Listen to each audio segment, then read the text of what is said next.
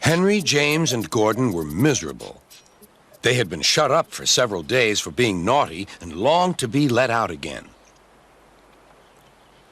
At last, Sir Topham had arrived. "I hope you are sorry," he said, "and that you understand that every job on the railway is important. We have a new tank engine called Percy, who helps pull coaches, and Thomas and Edward have worked the main line nicely. But I will let you out now if you promise to work hard." "Yes, sir," said the three engines, "we will." "That's good, but please remember that this no shunting nonsense must stop." Sir Topham Hatt then told Percy, Edward, and Thomas that they could go and play on the branch line for a few days. And they ran off happily to find Annie and Clarabelle at the junction. The two coaches were very pleased to see Thomas again. Edward and Percy played with the freight cars. "Stop, stop, stop," screamed the cars as they were pushed into their proper sidings. But the two engines laughed and went on shunting till the cars were tidily arranged.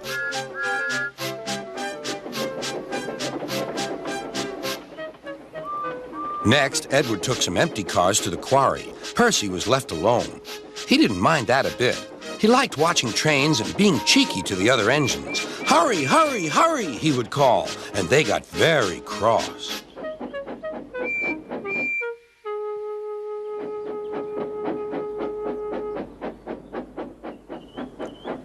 After a great deal of shunting, Percy was waiting for the signalman to set the switch so he could get back to the yard. Percy was being rather careless and not paying attention. Edward had warned Percy, "Be careful on the main line. Whistle to the signalman that you are there."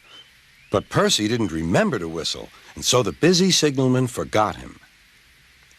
Percy waited and waited. The switch was still against him, so he couldn't move. Then he looked along the main line.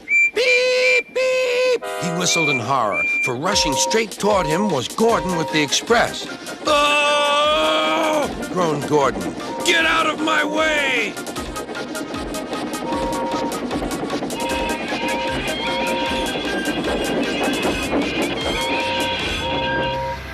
Percy opened his eyes. Gordon had stopped with Percy's buffers just a few inches from his own. But Percy had begun to move. "I won't stay here. I'll run away," he puffed.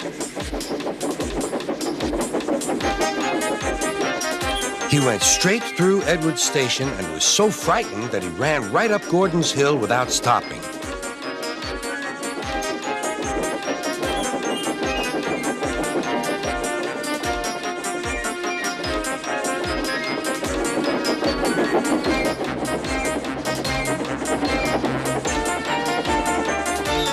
After that, he was tired, but he couldn't stop. He had no driver to shut off steam and apply the brakes. "I want to stop! I want to stop!" he puffed. The man in the signal box saw Percy was in trouble, so he kindly set the switch. Percy puffed wearily onto a nice empty siding, ending in a big bank of earth. He was too tired now to care where he went. "I want to stop! I want to stop!" "I have stopped," he puffed thankfully.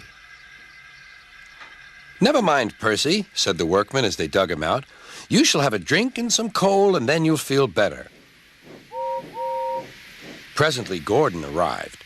"Well done, Percy. You started so quickly that you stopped a nasty accident." "I'm sorry I was cheeky," said Percy. "You were clever to stop," replied Gordon.